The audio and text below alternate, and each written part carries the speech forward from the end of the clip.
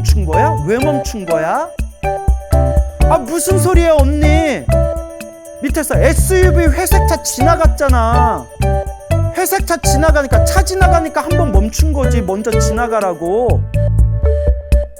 언니가 깜짝 놀라서 하는 얘기가, 어머, 너 무슨 소리야?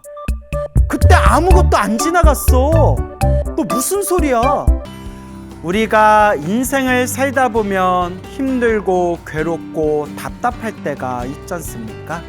이럴 때일수록 우리가 의지할 수 있는 최고의 의지처가 바로 누구일까요? 맞습니다. 부처님입니다. 부처님을 의지하고 간절하게 정성스럽게 기도하면서 스스로 지었던 업장을 소멸하고 끊임없이 복과 선업과 공덕을 닦아야 합니다. 부처님의 가피는 늘 우리와 함께 있습니다. 우리 주변에 수많은 불자분들께서 정말 인생에 힘들고 괴롭고 답답한 난관을 만나게 되었을 때 간절하게 기도하시고 정성스럽게 기도하면서 정말 수없는 부처님의 가피, 수없는 불보살님의 가피를 체험하였습니다. 저도 체험하였고 제 주변에 있는 분들도 정말 스님인 저조차도 와, 그게 진짜입니까? 와, 진짜예요? 라는 말이 저절로 튀어나올 정도로 정말 신비한 가피를 체험하신 불자님들이 굉장히 많습니다. 그러면서 항상 마음속에 느끼는 것이, 아, 부처님 가피는 현재 진행형이구나. 지금 이 순간에도 부처님 가피가 꽉 차 있구나. 그 부처님의 가피의 광명을 받고 못 받고는 본인의 몫이구나.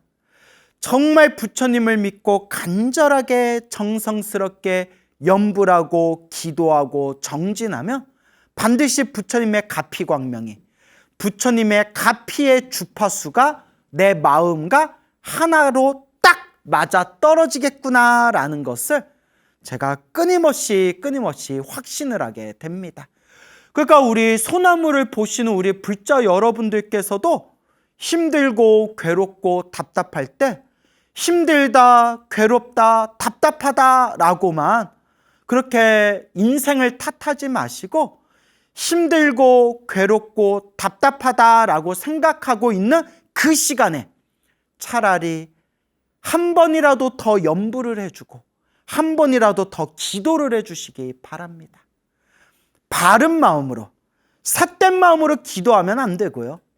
바른 마음으로 내 마음을 텅 비우고 바른 마음으로 간절하게 기도하다 보면 부처님의 가피의 에너지는 분명히 우리와 늘 함께할 것입니다.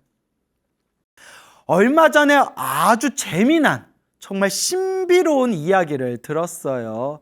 그래서 오늘 여러분들에게 또 아주 이 신비로운 재미난 이야기를 여러분들에게 또 전해 들려드리도록 하겠습니다.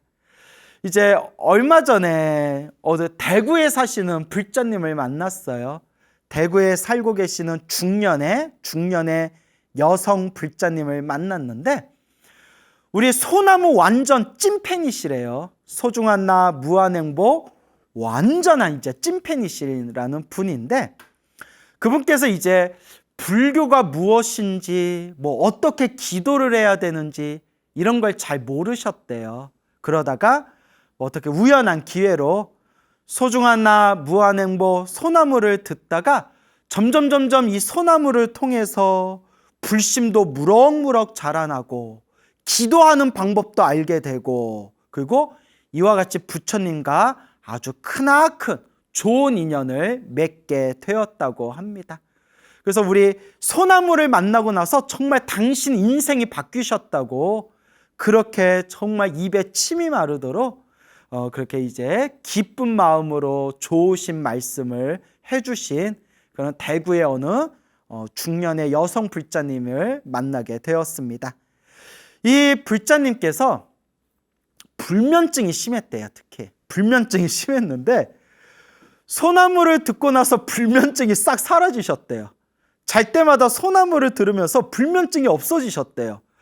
근데 제가 오래전부터 몇 년 전부터 제가 한두 분이 아니라 많은 분들에게 들은 이야기 중에 하나가 소나무 들으면서 자면서 불면증 사라졌다는 얘기를 엄청 많이 들었어요. 제가 그럴 때마다 제가 무슨 생각을 했냐면, 무슨 말씀을 드렸냐면, 제 이야기가 그렇게 졸음이 오는 말은 아니잖아요. 이렇게 제 억양이 잠이 솔솔 오는 그런 어투는 아닌데, 어떻게 보면 목소리가 오히려 좀 통통 튀는 편에 가까운데도 제 목소리를 듣고 소나무 법문 듣다가 불면증 사라졌다, 지금도 잠이 안 오면 소나무 틀어놓고 이렇게 듣다가 잠이 싸르륵 잠든다 라는 이야기를 많이 들었어요. 희한하죠? 저는 제 거 들으면 잠이 더 잘 안 오던데. 어쨌거나 그 불자님께서 불면증을, 제 소나무 법문을 듣고 불면증이 사라지셨고 여러 사람에게 권유를 했대요. 불면증이 있거나 밤에 잠이 안 온다는 사람들한테 소나무를 여러 사람들에게 권유를 해가지고 다 효과 봤대요. 그분 말씀이 싹 다 효과를 봤는데 딱 한 명 유일하게 효과를 못 본 분이 계시대요. 불면증이 있는데 소나무를 들어도 그분은 효과를 못 보셨대요. 왜 그런가 물어보니까 오빠래요. 오빠가 불면증이 있어서 좀 들어봐라, 광우쌤 소나무 듣다 보면 불면증이 사라진다 해서 이 오빠가 들었는데 하시는 말씀이, 이야기는 재밌더라, 말은 재밌더라 이러시더래요. 말은 재밌는데 듣다 보니까 막 화가 나가지고 잠이 더 안 오시더래요. 화가 나서. 뭐가 화가 났냐 하니까 왜 뭐 툭 하면 내 탓이요 다 내 탓이다 하니까 듣다 보니까 막 화가 나시더래요. 제가 그 얘기 듣고 막 웃었어요. 모든 게 다 내가 지은 업의 인연이다. 여러분, 다 내가 지은 업보입니다. 제가 이런 얘기를 항상 드리잖아요. 다 내가 지은 업보입니다. 다 내가 닦아야 됩니다. 다 내 탓입니다. 이 말이 누군가에게는 화가 날 수도 있겠구나 라고 생각을 해봤습니다. 아마 불심이 좀 부족하신 것 같아요. 맞아요. 일반인 입장에서 보면 저놈이 나를 괴롭혔고 저놈이 나를 힘들게 했고 저놈이 나를 때렸는데 왜 불교에서는 맨날 호구같이 다 내 업이다, 내 업의 인연이다, 다 내 탓이다, 왜 저럴까? 라고 충분히 바깥 사람들은 생각할 수가 있어요. 하지만 우리는 부처님의 가르침을 공부하고 부처님의 인연법을 배운 우리 불자들은 알잖아요. 좋은 인연도 나쁜 인연도 내가 지은 업의 인연들이구나. 그러니까 나쁜 업의 인연은 자꾸 정리하도록 노력하고 끊임없이 좋은 업의 인연을 짓도록 노력해야 되겠구나 라는 것을 우리 불자들은 다 알지 않습니까? 결국 불교의 중심은 내가 닦아야 된다. 내가 선자리에서 내가 닦아야 된다. 이게 바로 불교의 중요한 출발선이 되겠습니다. 내 스스로 내가 닦아야 된다. 이 불자님께서 소나무를 보면서 그때 이제 법화경 사경을 한참 푹 빠져서 법화경 사경을 열심히 기도를 하셨대요. 법화경 사경 기도하시면서 또 연불도 하면서 기도를 열심히, 정말 그렇게 열심히 하셨을 때 뭐 한두 번이 아니라 정말 수없는 신비한 가피를 경험을 하셨대요. 제가 이분하고 대화를 나눠보니까 되게 마음이 좀 순수한 분 같더라고요. 그냥 이렇게 순수한 분 같더라고요. 그래서 아마 기도발이 더 빠르셨던 것 같아요. 그래서 그 중에서 가장 놀라운 신비한 이야기를 하나 들려주셨어요. 요게 이제 반전이 있기 때문에 끝까지 들으셔야 됩니다. 한 1년 전쯤의 일인가 봐요. 한 1년 전쯤에 이 불자님이 친한 언니하고 저기 어디 산에 가게 되었나 봐요. 그래서 이제 차를 타고 각자 차를 탔대. 각자 이제 뭐 집이 서로 다르니까 본인하고 친한 언니하고 각자 자기 차를 타고 차 2개를 가지고 저쪽 대구 옆에 이제 칠곡이라고 있죠. 칠곡 쪽으로 이제 꼬불꼬불 산길을 이렇게 이제 차를 운전하고 가던 중이었대요. 그래서 불자님이 먼저 앞에 출발하고 바로 뒤에서 언니가 차를 가지고 뒤에서 따라오고 있었대요. 근데 불자님 차가 작은 경차였대요. 작은 경차였는데 그 작은 경차로 먼저 이렇게 그 칠곡에 있는 꼬불꼬불한 고갯길을 하염없이 이렇게 이제 올라가는데 정말 길이 꼬불꼬불 고갯길이 정말 길이 좀 별로 안 좋았대요. 어쨌건 불자님이 경차를 몰고 이렇게 이제 운전을 하고 뒤에 언니가 바로 이제 차 뒤에서 뒤따라오고 있는 상황이었는데 이제 고개를 이렇게 쭉 올라가서 이제 막 내리막길로 이제 내려가는 지점이었대요. 오르막길 마지막 고점이었겠죠. 고점. 고갯길 마지막까지 올라가서 이제 내리막길로 내려가기 직전에 눈앞에서 밑에서 차 한 대가 막 올라오고 있더래요. 차 한 대가. 자기는 이제 오르막길에서 내리막길로 내려가기 직전이었고 그리고 내려가기 전에 밑에서 아직도 똑똑하게 기억난대요. SUV 회색차였대. SUV 회색차가 쭉 올라오고 있어서 내려가기 직전에 딱 한 번 멈췄대요. 브레이크를 딱 밟아서 멈췄대요. 왜냐면 이제 길이 좁고 꼬불꼬불하니까 위험하잖아요. 그래서 회색차를 먼저 보내려고 위에서 한 번 딱 멈췄대요. 그래서 SUV 회색차가 지나가는데 썬팅이 짙어가지고 잘 안 보이지만 대충 뭐 실루엣을 보니까 남자가 이렇게 운전을 하고 있었대요. 남자가 뭐 자세는 안 보였지만 남자가 그래서 이렇게 옆으로 이렇게 쓱 지나가는 걸 확인을 했대요. 차가 이렇게 이제 가는구나 확인을 하고 이제 내리막길로 내려가야 되잖아요. 내리막길로 이제 내려가려고 브레이크에서 살짝 발을 들었을 때 차가 내려가는데 갑자기 막 가속도가 붙더래요. 가속이 붙더래요. 차가 막 그냥 미끄럼틀에서 막 촥 하고 내려가듯이 차가 막 가속도가 붙어서 막 내려가는데 보살님이 놀래가지고 어머 이거 어떻게 하고 막 브레이크를 밟았대요. 브레이크를 막 밟았는데도 차가 제어가 안 되고 막 내려가더래요. 차가 제어가 안 되고 막 솜살같이 내려가가지고 브레이크를 밟았는데도 차가 막 밑으로 쫙 내려가니까 보살님이 놀래가지고 내가 브레이크를 밟았는데 엑셀을 잘못 밟았나라고 확인을 했을 정도래요. 그때 상황이 생생하게 기억이 나신대요. 어머 내가 엑셀 밟은 거 아니야? 하고 확인을 했는데도 브레이크를 밟았는데도 차가 제어가 안 되더래요. 막. 또 이제 경차다 보니까 너무 차가 가벼워가지고 막 뒤집힐까 봐 막 걱정이 되는 거예요. 막 이거 어떡하지? 이러다가 막 저 밑에 고개 밑으로 막 굴러 떨어지면 어떡하지? 산 밑으로 굴러 떨어지면 어떡하지? 이러다가 막 다른 차하고 부딪혀서 대형 사고가 나면 어떡하지? 막 별의별 생각이 나다가 저 밑에 큰 소나무가 보이더래요. 소나무가. 야, 이러다 정말 이거 대형 사고 나겠다. 이따 차를 멈춰야 되겠다라는 생각이 들어서 에라이 모르겠다 하고 차를 냅다 그 소나무에다가 그냥 박아버렸대요. 차를 멈추게 하려고. 차를 어떻게든 멈추게 하려고 제어가 안 되는 차를 소나무에다 꽝 하고 박았는데 정신을 차려보니까 차가 완전히 샌드위치처럼 완전히 찌그러져 버렸대요. 차가. 정말 실제로 그걸 본 사람 입장에서 그 보살님이 폭파하지 않은 게 다행일 정도로 완전히 반파가 돼가지고 박살이 났대요, 차가.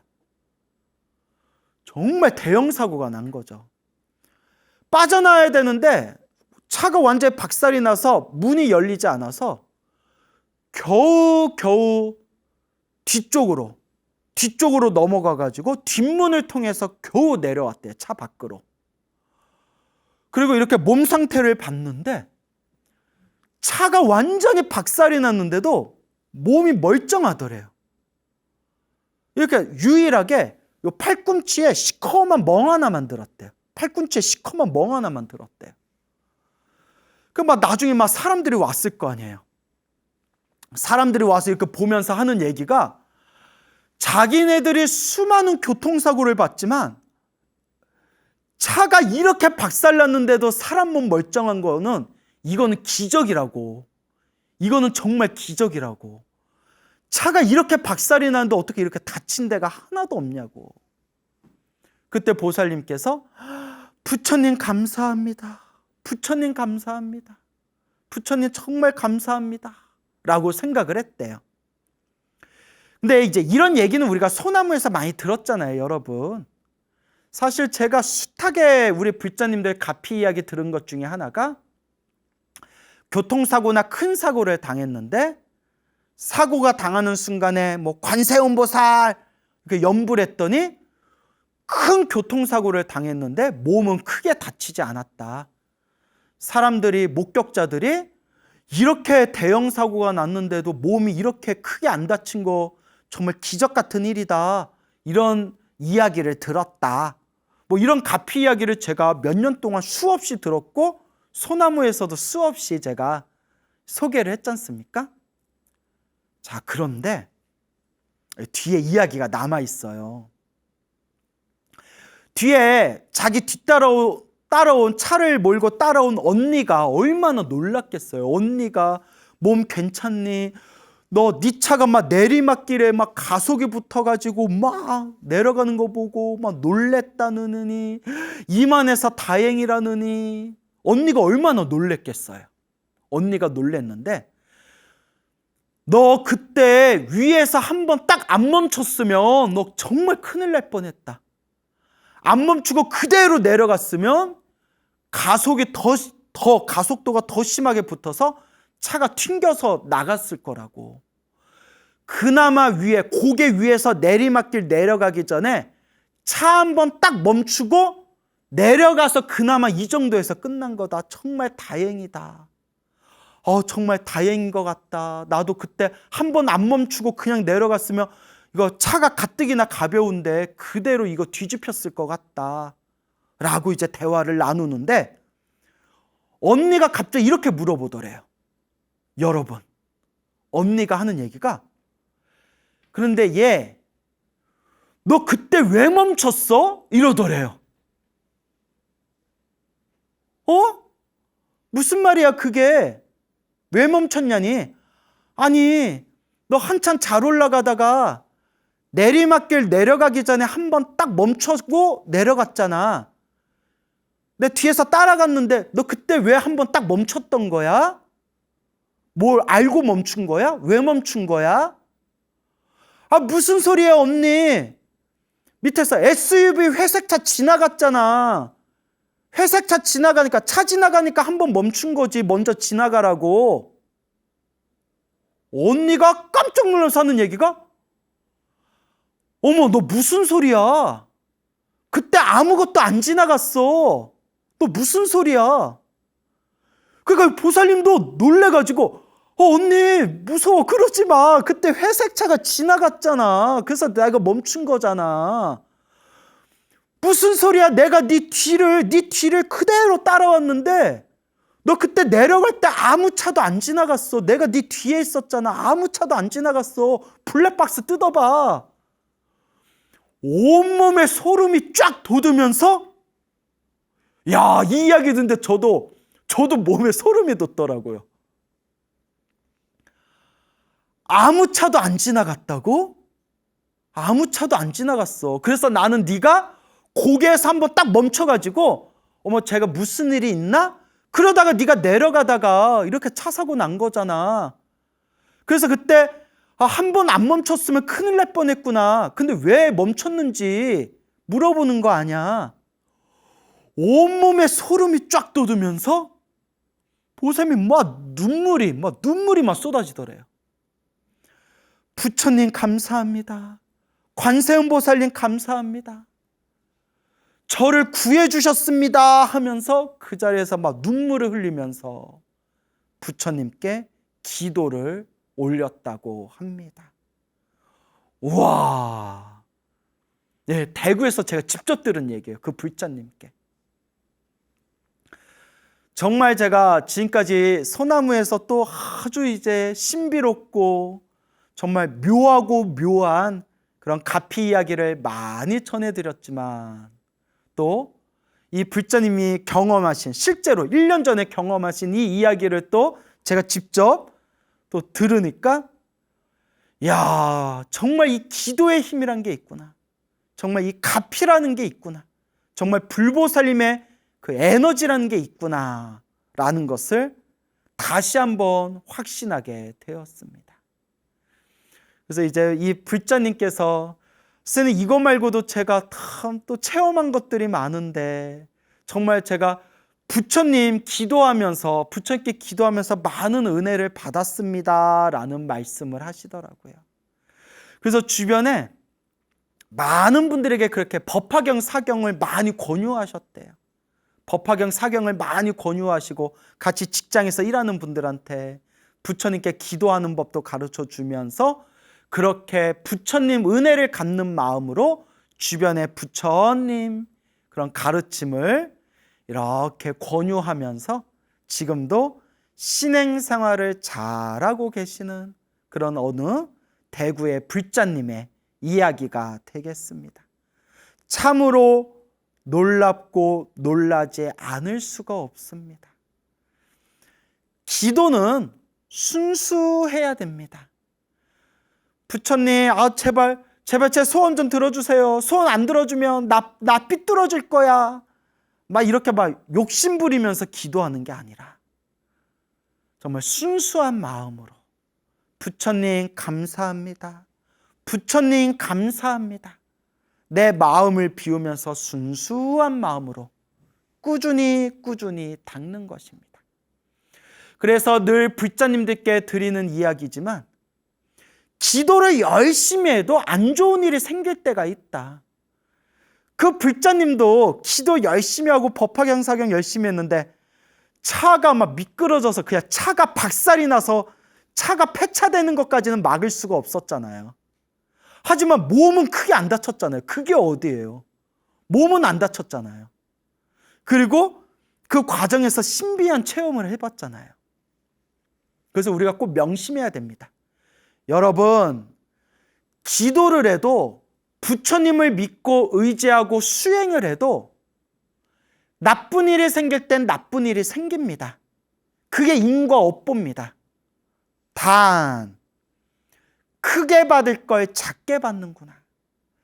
내가 크게 받아야 할 업보가 있었는데 그래도 부처님께 염불하고 기도하고 수행한 힘으로 크게 받을 걸 작게 받고 있고 크게 닦아야 되는 것을 쉽게 닦고 있는 것이구나 라는 불자로서의 확신이 있으셔야 됩니다.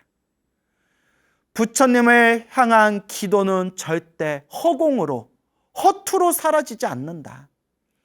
내가 기도를 열심히 했는데도 내가 원하는 소원 성취가 이루어지지 않았다 하더라도 기도한 공덕은 남는다.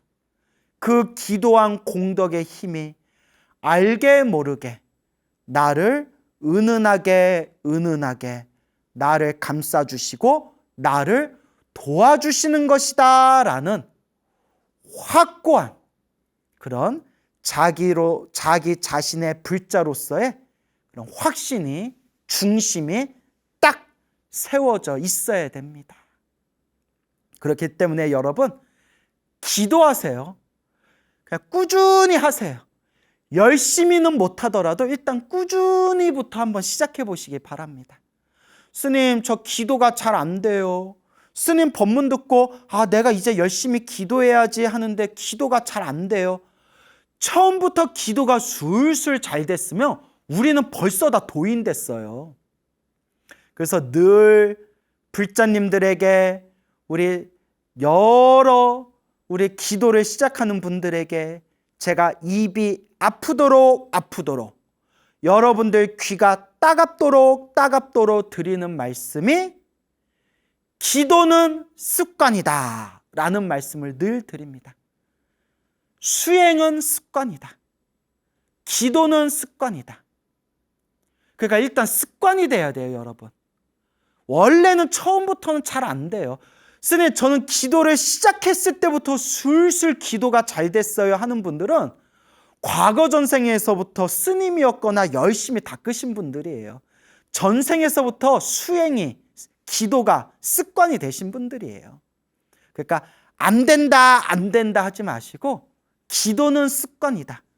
일단 습관 들이기부터 시작하시길 바랍니다. 기도하면 은은한 부처님의 가피가 늘 우리와 함께 주실 겁니다. 믿음을 가지시기 바랍니다. 어느 자영업을 하시는 또 여성 불자님이 계세요. 그 자영업을 하시는 분인데 요새 자영업자들 얼마나 힘들어요. 요새 진짜 큰일이에요. 막 물가는 막 고공행진하고 있고 막 사람들 소비 심리도 위축되고 있고, 그러니까 월급 받는 분들이 우스갯소리로 세상에 오르지 않는 건 내 월급밖에 없다 이런 말씀을 하시더라고요. 그래서 노래 중에 그런 노래 있다면서요. 저 들어보지 못했는데 나중에 한번 들어봐야겠다. 노래 중에 제목이 정확한지 모르겠는데 월급은 지갑을 스칠 뿐 그런 노래가 있대요. 나 그거 제목 듣고 한참 웃었네요. 제목이 월급은 지갑을 스칠 뿐 그런 가사가 있대요.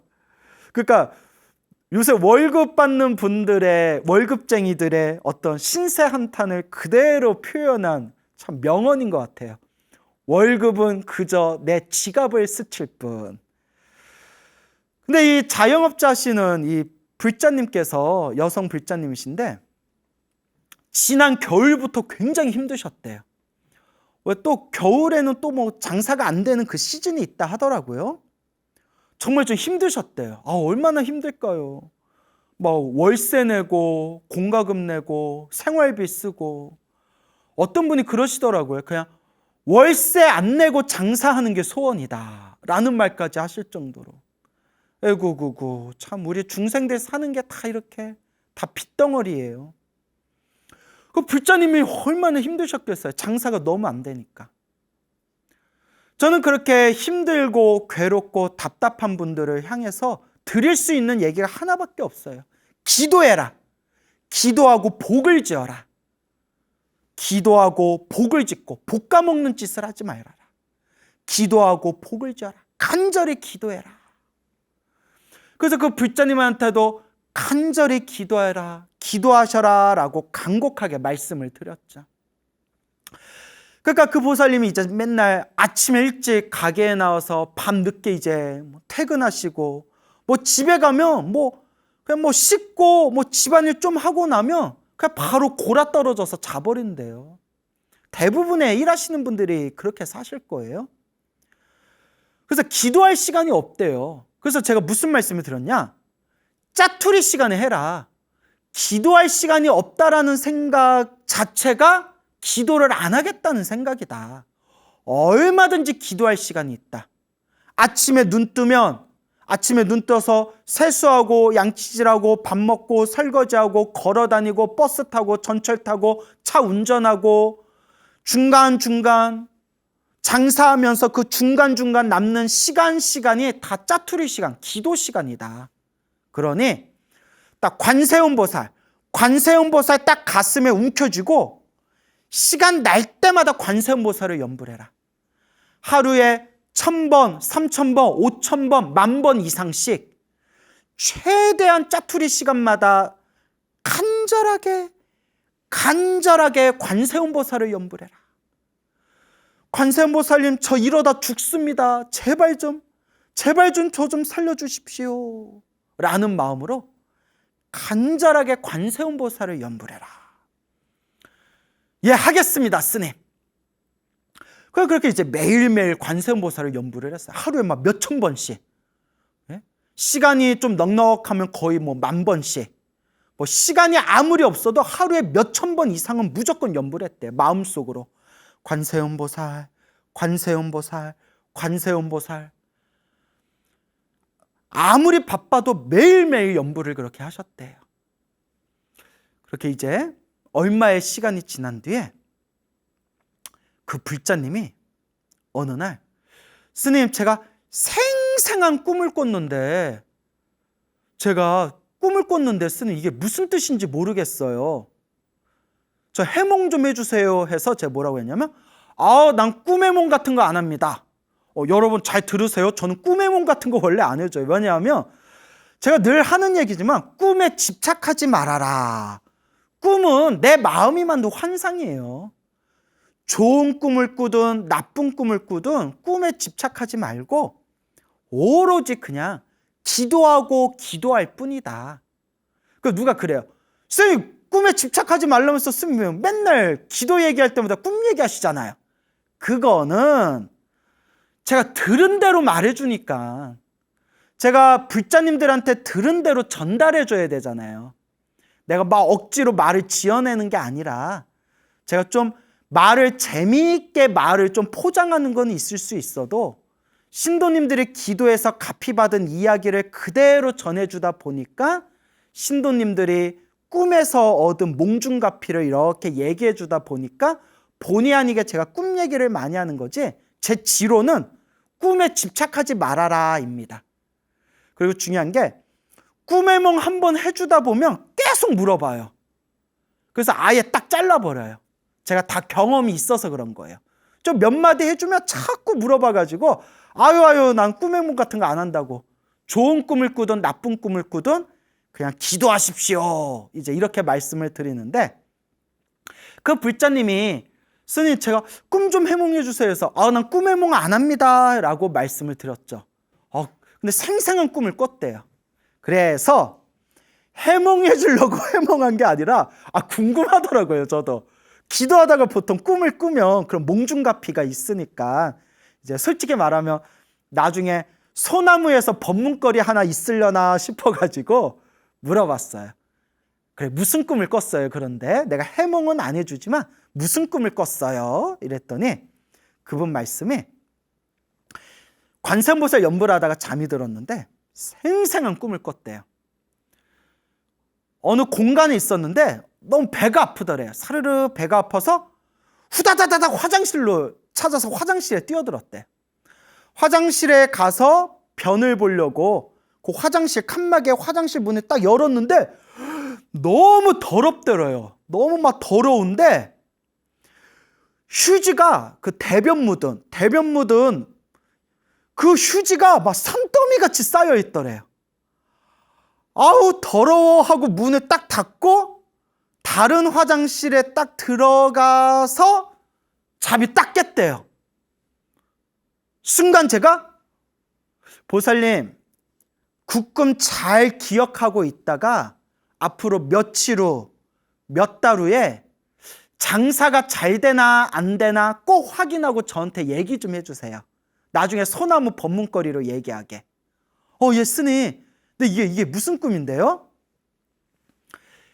옛날부터 어른들 또 어른 스님들께서 화장실은 곳간 창고다라고 말씀을 하셨다.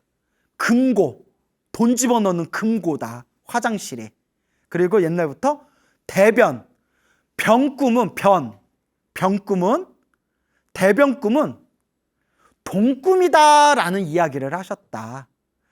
그래서 우리 그 대변꿈 꾸면 뭐 복권 산다느니 뭐 그런 얘기들 많잖아요. 근데 이게 좋은 게 아니에요. 왜 동꿈이 병꿈이냐? 돈이 그만큼 더럽다는 거예요, 여러분. 돈이 더럽다는 거예요. 더러워도 몸에 똥칠하고 싶죠, 여러분. 예? 자, 그만큼 더럽다. 그래서 화장실 꿈을 꾸는 것은 재물과 상관되는 거고, 대변 꿈을 꾸는 것은 돈하고 상징이 된 건데,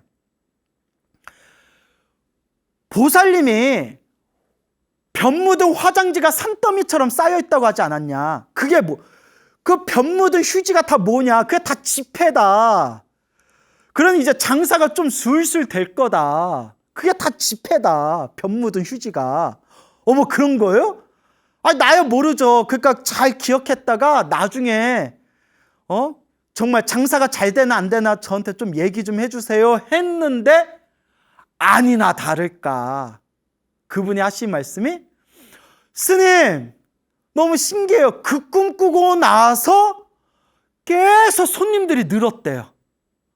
훨씬 장사가 잘 되더래요. 딱 그 꿈 꾸고 난 뒤부터 정말 이제 손님들이 늘어가지고 정말 이제 수익이 좀 많이, 전보다는 물론 당신이 만족할 만큼은 아니지만 수익이 많이 늘었다라는 말씀을 해주시더라고요.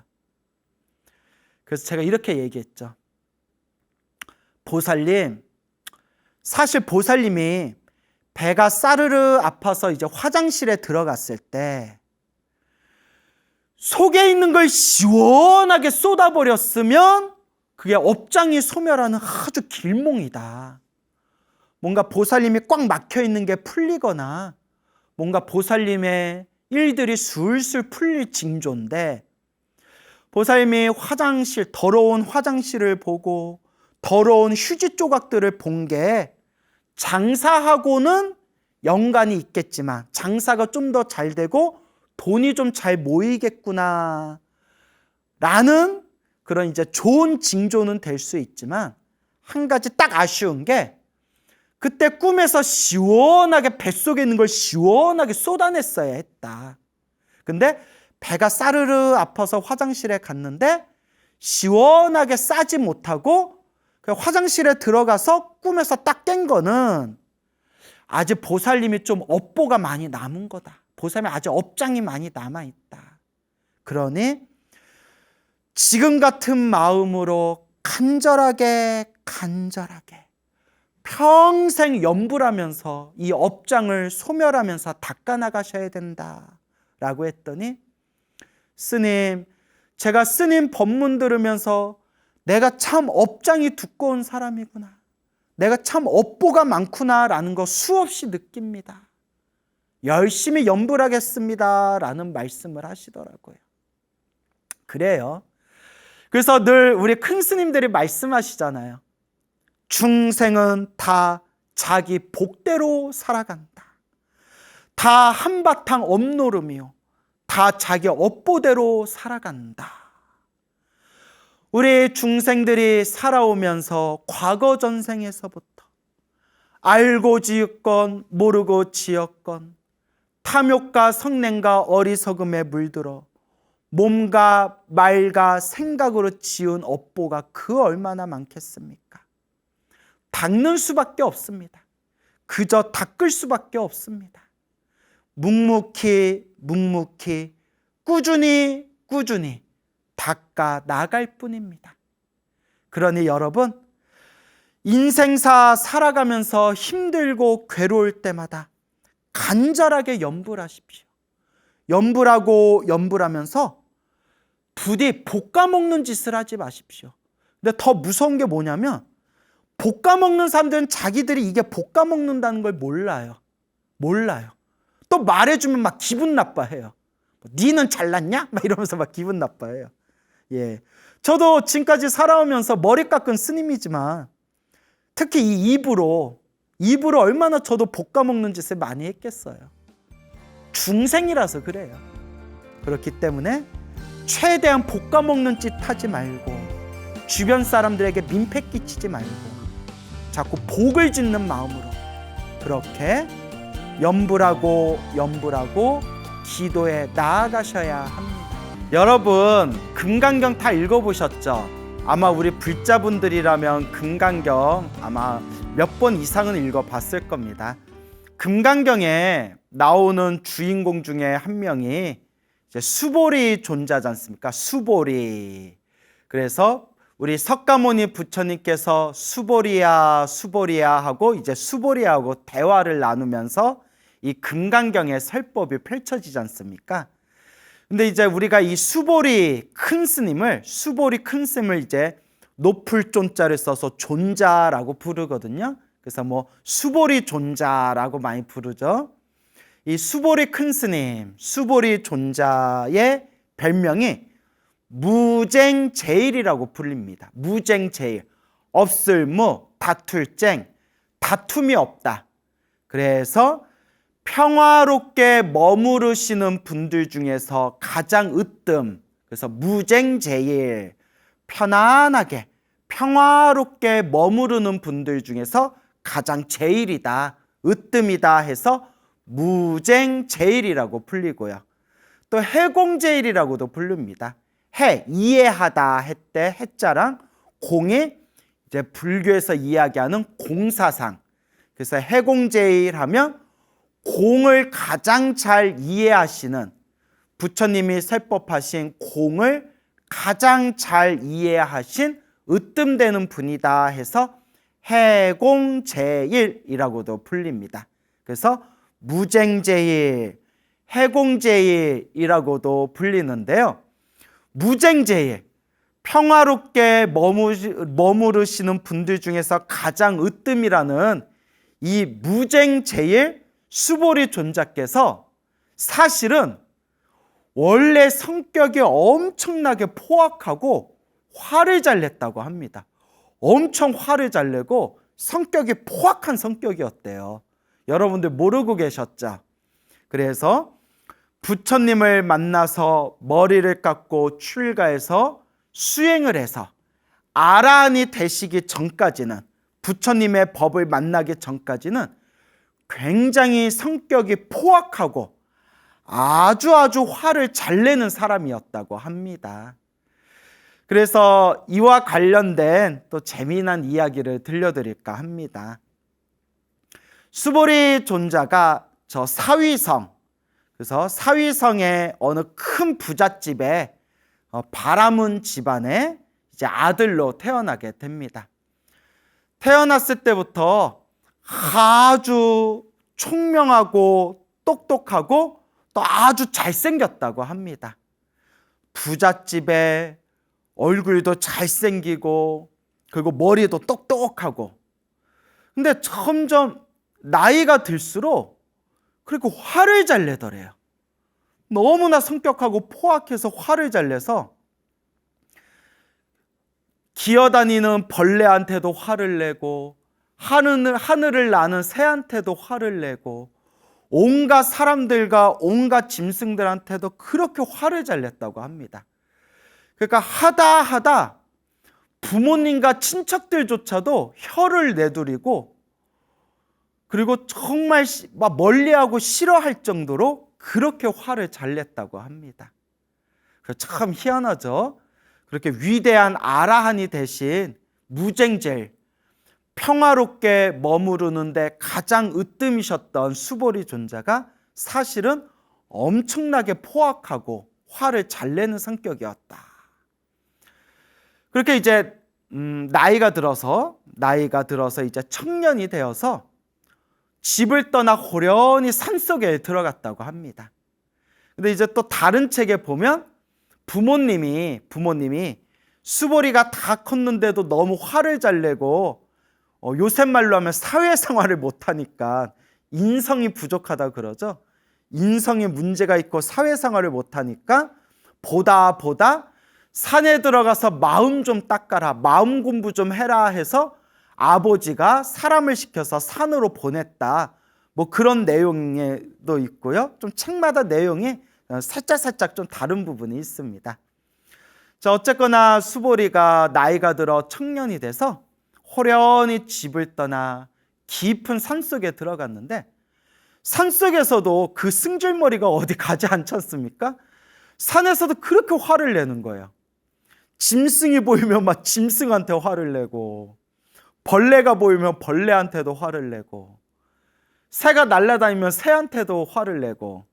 그래서 책에 보면 이런 내용이 나옵니다. 심지어 바람이 불어 나무가 흔들렸는데, 바람이 불어 나뭇가지가 흔들리면 바람에다가도 화를 내고 나무에다가도 화를 냈대요. 야, 이 정도면 좀 상태가 심각한 거죠. 그렇게 이제 화가 강한 거예요. 그때 그 산에 산신이 있었는데, 산의 신, 산신이 수보리가 화내는 모습을 보고 어느 날 호련히 수보리 앞에 산신이 몸을 다 나타나면서, 그대여, 그대가 이 산속, 이 깊은 산속에 들어온 이유가 어디에 있는가? 이 산에 들어왔으면 마음을 잘 닦고 공덕을 닦아야지, 이 깊은 산속에 들어와서도 어찌하여 그렇게 사방팔방에 그렇게 화를 내고 신경질을 내는가? 그러면서 산신이 이렇게 이야기합니다. 저 멀리 기원정사라는, 기수국 고도건이라고도 부르죠.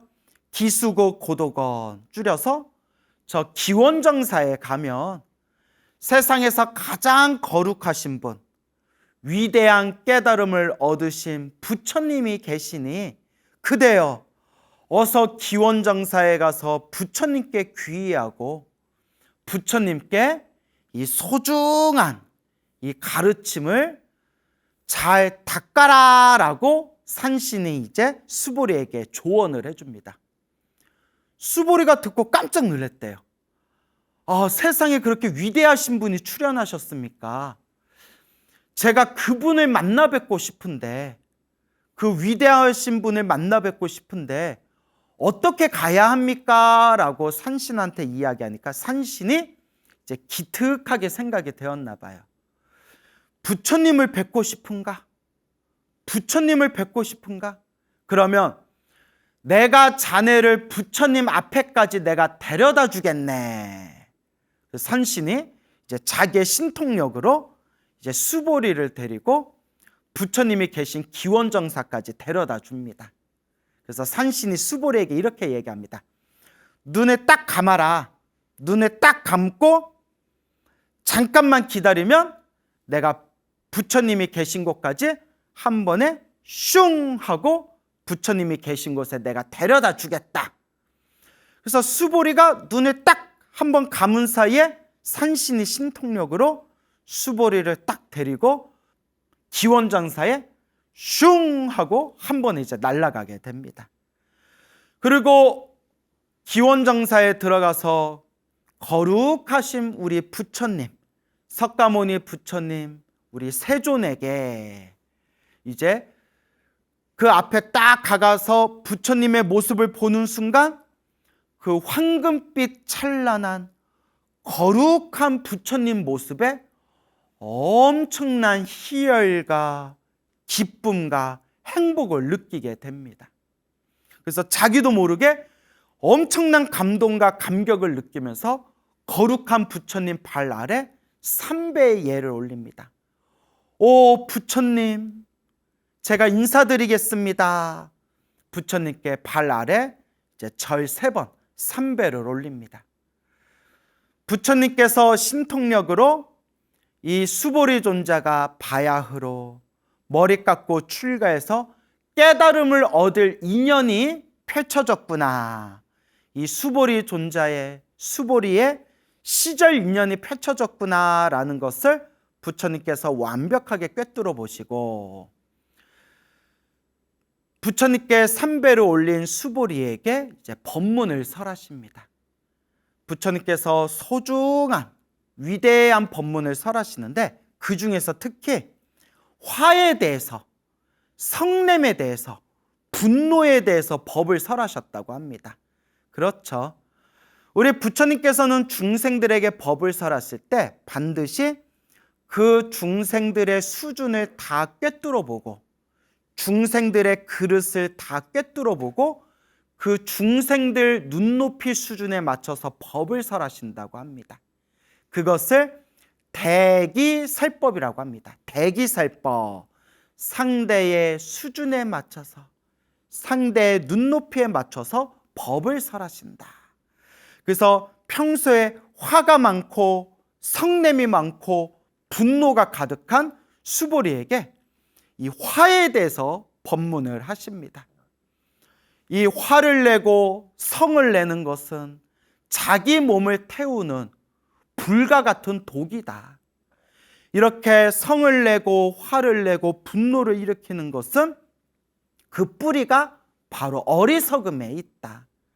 이번 생 이렇게 화를 내고 성을 내고 이와 같이 분노를 일으키는 삶을 살면 다음 생에 악한 세상, 나쁜 세상, 악도에 떨어지게 될 것이다. 그리고 수없는 생 동안 지옥 악의 축생을 돌고 돌면서 자기가 화를 내고 성을 냈던 그 업보를 스스로 그 무서운 업을 받게 될 것이다.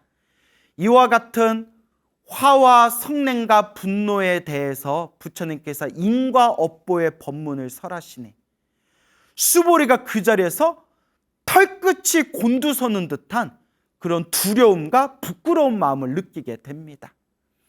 이것도 우리 수보리가 전생에 닦은 게 많아서 그래요. 전생에 닦은 게 많으니까 부처님의 법문을 듣고 또 이 화와 성냄에 대한 그런 무서운 업보에 대한 이야기를 듣고 공포와 두려움과 무서움을 느낄 수가 있는 거지. 업장이 두껍고 업보가 두꺼운 사람들은 아무리 부처님 좋은 이야기를 해줘도 니나 잘해라 막 이러면서 듣지도 않아요. 그나마 우리가 여러분 부처님 가르침을 달게 들을 수 있는 것 자체가 전생에 복을 많이 짓고 성근이 있다는 증거입니다. 우리 불자님들이 불교 TV를 가까이 하면서 불교 TV에 부처님의 좋은 말씀, 스님들 좋은 법문을 귀담아 들을 수 있다는 것은 성근이 있다는 증거예요. 여러분들이 우리 불교 TV 소나무를 보면서 여러분들이 마음의 불심을 키워나가고 인과 업보의 무서움을 느낀다는 것은 그래도 여러분들이 전생에서부터 지은 복이 많다는 겁니다. 그러니까 우리가 이번 생에 사람으로 태어난 것을 고맙게 여기고 이번 생에 부처님 가르침 만난 것을 소중하게 여기면서 우리가 이번 생에 잘 닦아야 됩니다. 이번 생에 잘 닦아야 됩니다. 명심하고 명심하셔야 됩니다. 잘 닦아야 한다. 그래서 이와 같이 부처님의 인과 업보의 가르침을 듣고 그 자리에서 공포와 두려움과 부끄러움을 느끼면서 부처님, 제가 지금까지 살아오면서 화를 내고 성을 내고 분노를 일으키고 어리석게 살았던 저의 삶을 참회합니다. 저는 거룩한 마음으로 거룩하신 부처님께 귀의합니다 하는 순간 부처님의 설법을 들으면서 이 수보리가 수다원이라는 깨달음을 얻게 됩니다. 수다원. 그래서 이미 앞에서 다 설명드렸지만 우리가 번뇌와 망상이 사라진 거룩한 성자를 아라한이라고 하죠. 아라한의 경지에 이르는 게 4단계가 있다고 했죠. 1단계 수다원, 2단계 사다함, 3단계 아나함, 4단계 아라한. 그래서 우리 금강경에 자세히 나오죠. 그래서 수다원, 사다함, 아나함, 아라한. 그래서 수다원을 다른 말로 또 예류, 예류과 예류라고도 부릅니다. 아라한을 될 수 있는 첫 번째 깨달음, 수다원의 거룩한 깨달음을 얻게 됩니다. 수다원의 깨달음을 얻으면서 수보리는 부처님께 이와 같이 간청을 합니다. 거룩하신 세존이시여, 저는 부처님의 제자가 되고자 하옵니다. 제가 머리 깎고 부처님의 제자가 되고자 하오니 저를 출가 제자로 받아주시옵소서 하는 순간 부처님께서 잘 왔노라 비구여 라고 말씀하십니다. 잘 왔도다 비구여, 잘 왔노라 비구여 하는 순간 수보리의 머리카락이 우수수수수 떨어지고 몸은 저절로 뿅 하고 스님들이 입는 승복, 가사로 뿅 하고 옷이 변해서 머리를 깎고 가사를 입은 거룩한 비구 스님의 모습으로 뿅 하고 변하게 됩니다. 부처님의 출가 제자가 되어서 열심히 수행을 해가지고 수행을 깊이 해서 열심히 수행을 해서 비로소 모든 번뇌와 욕망이 사라진 거룩한 깨달음의 성자 아라한이 되게 됩니다. 아라한이 되면서 마음 무의식 깊숙한 곳에 있었던 그 화내고 성내고 분노를 일으키는 그런 번뇌 망상조차도 완전히 사라지고 마음의 평화와 평온이 가득해지게 됩니다. 그래서 수많은 사람들에게 항상 평화 속에서 머무르시는 분, 항상 편안하게 머무르는데 가장 으뜸이신 분 해서 무쟁제일, 수보리 존자라고 불리게 되었다고 합니다. 그때 수많은 비구 스님들이 부처님께 찾아와서 이렇게 여쭈어봅니다. 부처님, 거룩하신 세존이시여, 저 수보리 스님은 어떤 인연이 있었기에 저렇게 태어날 때부터 화가 많고 성냄이 많고 분노가 많았던 겁니까? 그리고 전생에 또 어떤 인연이 있어서 저와 같이 석가모니 부처님을 만나고 얼마 되지 아니해서 저렇게 잠깐 수행을 했는데 저와 같이 위대한 아라한이 된 것입니까? 이게 어떤 인연입니까? 라고 부처님께 여쭈어 봅니다. 그때 부처님께서 이와 같이 말씀하십니다. 그대들이여, 그대들을 위해서 자세히 분별해 해설해 주겠노라. 마땅히 잘 들어라. 머나먼 과거 전생에, 수없는 과거 전생에 가섭불 시대 때, 가섭 부처님. 그래서 우리가 석가모니 부처님을 기준으로 해서 석가모니 부처님 바로 전에 부처님을 가섭 부처님이라고 부르고요. 석가모니 부처님 이후에 미래에 오실 부처님을 미륵 부처님이라고 부릅니다. 그래서 과거에 수많은 부처님이 계셨지만 석가모니 부처님 바로 전에 출현하셨던 부처님을 가섭 부처님이라고 부릅니다. 가섭 부처님, 가섭 부처님 시대 때 그때 부처님께서 널리 법을 전하고 계셨는데 그때 수많은 비구 스님들이 있었다. 그 수많은 비구 스님 중에서 항상 신도들에게 권해서 신도들에게 청을 해서 스님들에게 널리 공양을 올리게끔 하는 그런 공덕주, 널리 공덕을 짓는 공덕주 비구 스님이 있었다. 그때 같이 정진하던 어떤 비구 스님과 어떤 도반 스님 되겠죠? 어떤 다른 비구 스님하고 사소한 문제로 서로가 이렇게 충돌을 일으켜가지고 서로가 감정이 상하는 그런 싸움이 있었다고 합니다. 그러니까 우리 머리 깎은 스님들도 완전히 깨달음을 얻어서 아라한이 되기 전까지는 우리도 번뇌망상이 완전히 사라지기 전까지는 우리도 아무래도 중생이다 보니까 화낼 때도 있고 짜증낼 때도 있고 또 안 좋은 말을 내뱉을 때도 있고 또 신도들 앞에서 부끄러운 모습을 볼 때도 있죠. 저희들도 아직은 수행하는 입장이고 아직은 중생이니까. 그래서 우리 불자님들도 절에 오래 다니다 보면 스님들의 그런 거친 언행에 서운하고 실망을 느끼는 분들도 있지 않습니까? 근데 아직 스님들도 닦고 있는 과정이라서 그래요. 그래서 그 비구 스님들끼리 그렇게 감정 싸움이 나가지고 막 말다툼이 심해졌나 봐요. 뭐 네가 잘났네, 내가 잘났네, 뭐 이렇게 말다툼 했을 수 있겠죠. 그때 그 공덕주 스님이 감정이 상한 그 스님에게 아주 못쓸 말을 내뱉게 됩니다. 욕설을 하게 됩니다. 야, 이 독룡 같은 놈아. 독룡, 독을 가진 용. 이 독룡 같은 놈아, 너는 독룡 같은 놈이다. 독룡 같은 놈아. 하고 아주 거친 욕설을 싹 내뱉습니다. 그리고 석가모니 부처님께서 이와 같이 말씀하십니다.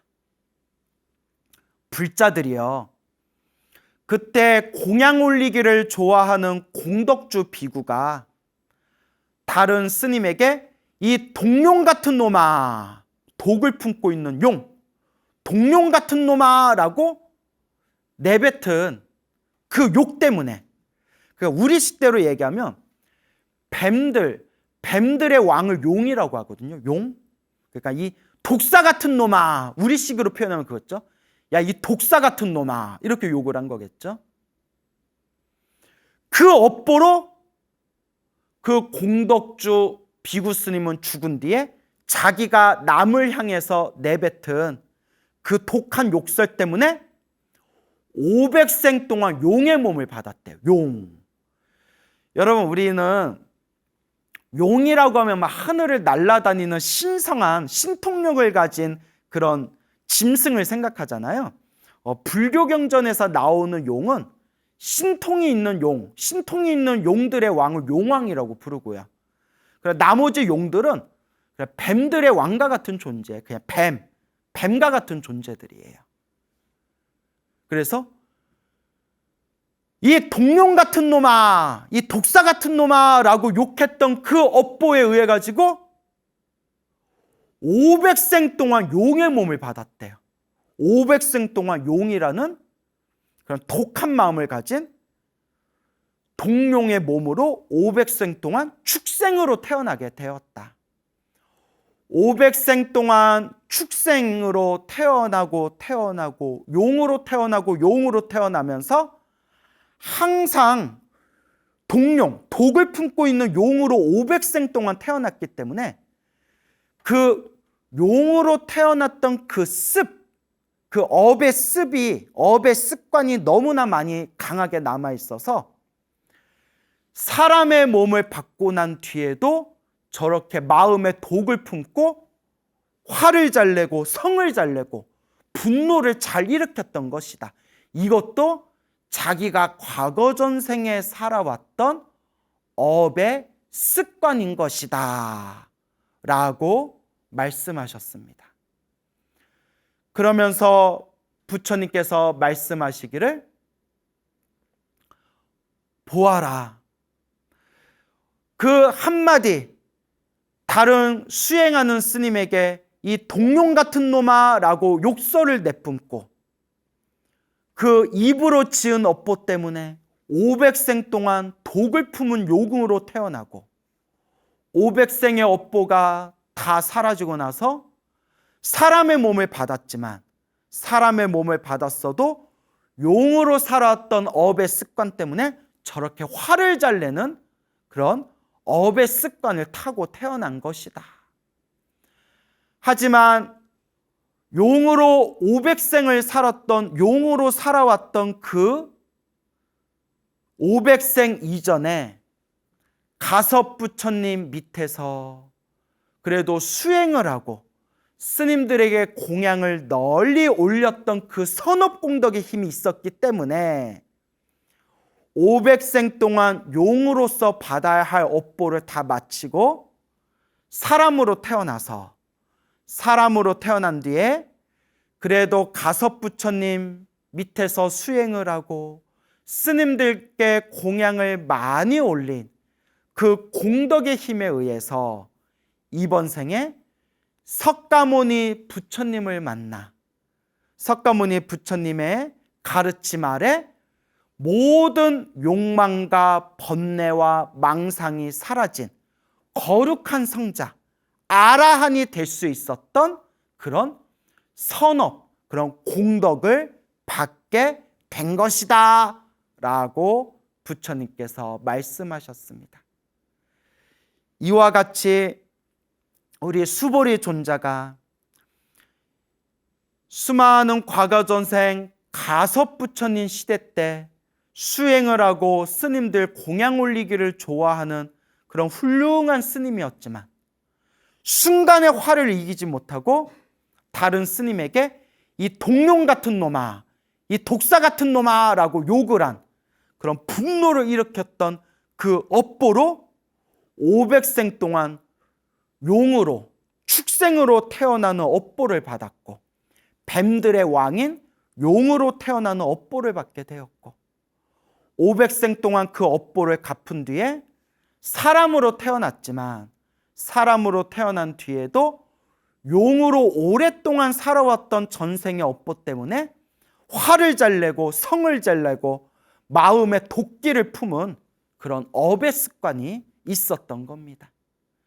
하지만 그래도 가섭부처님 시대 때 비구 스님으로서 수행을 하고 널리 스님들께 공양 올리기를 좋아했던 선업공덕의 힘에 의해서 이번 생 석가모니 부처님을 만나 설법을 듣고 깨달음을 얻었으며 머리 깎고 출가해서 더욱 열심히 수행한 끝에 모든 번뇌와 모든 욕망과 모든 망상이 사라진 거룩한 성자 아라한이 될 수 있었던 겁니다. 이와 같이 우리 부처님 경전에는 부처님 스스로가 살아오셨던 수많은 과거 전생의 이야기들과 부처님의 거룩한 제자들이 지어왔던 과거 전생의 수많은 그런 인과 업보 이야기가 8만 대장경에 고스란히 지금까지 전해지고 있습니다.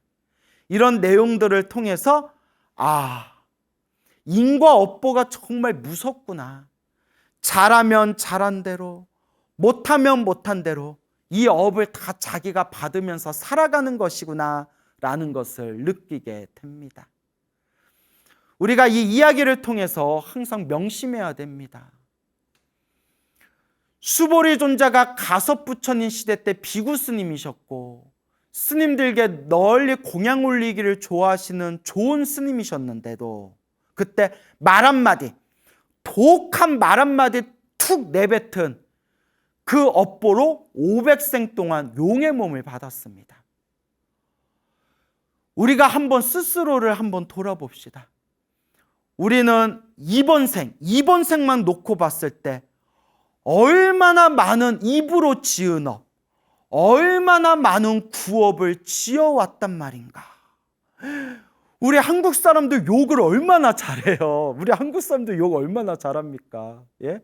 뭐 강아지도 나오고 송아지도 나오고, 예? 뭐 1, 2, 3, 4, 5, 6, 7, 8, 9, 10도 나오고 얼마나 한국 사람들 욕 잘해요.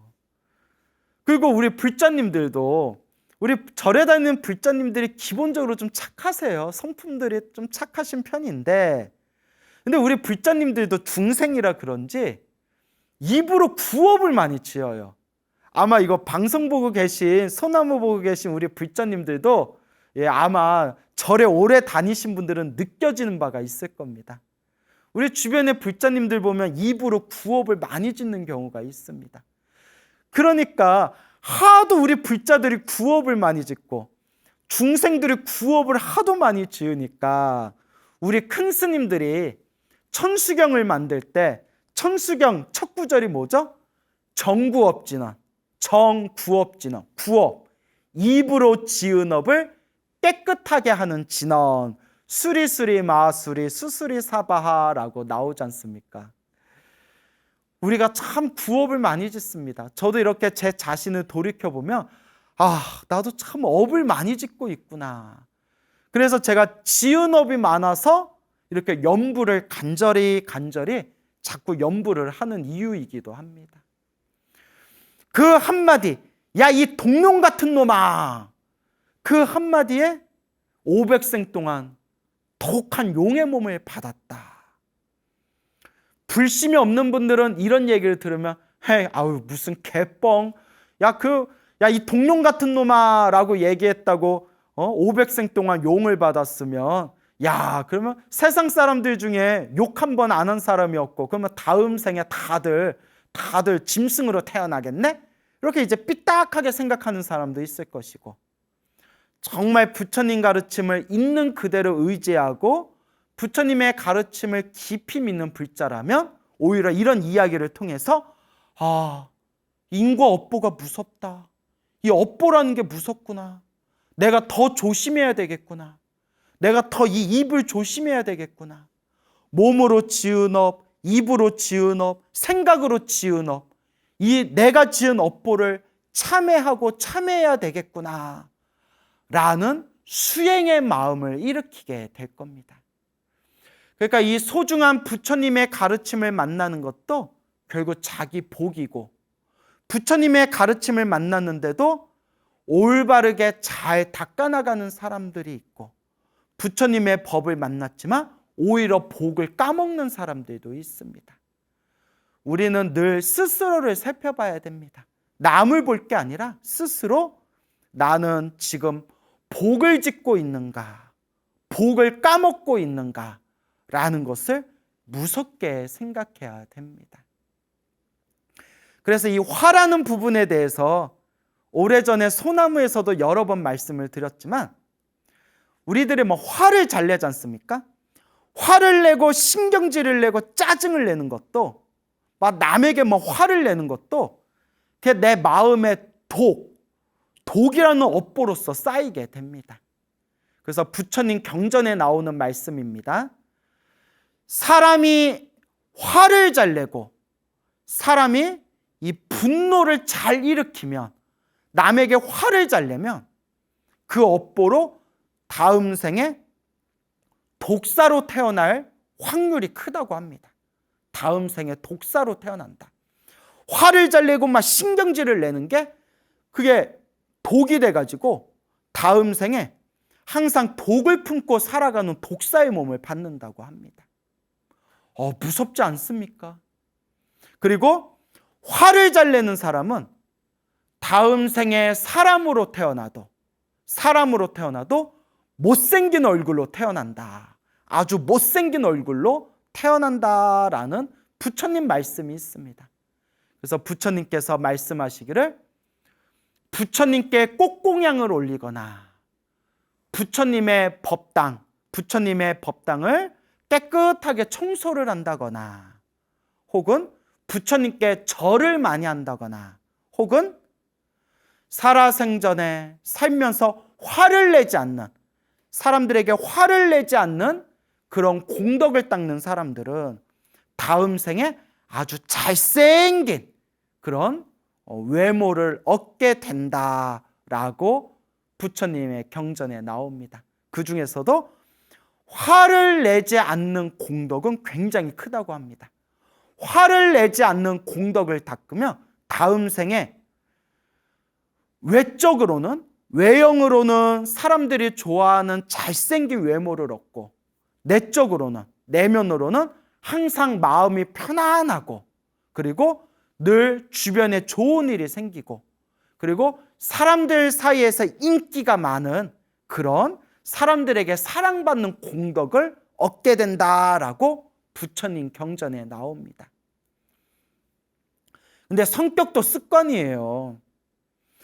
제가 늘 말씀드리고 제가 항상 느끼는 거지만, 사람이 웬만큼 수행해도 습관이, 성격이 잘 안 변하더라고요. 여러분들도 공감하시죠? 웬만큼 닦아도, 웬만큼 기도하고, 웬만큼 참선해도 사람 성격이 쉽게 안 변해요. 그래서 이런 얘기가 조금 부끄러운 얘기지만, 제 주변에도 오랫동안 참선하고 오랫동안 명상을 해도 화 잘 내는 사람들 많아요. 예. 오랫동안 부처님 절에 다니면서 기도해도 화 잘 내는 사람들 많더라고요.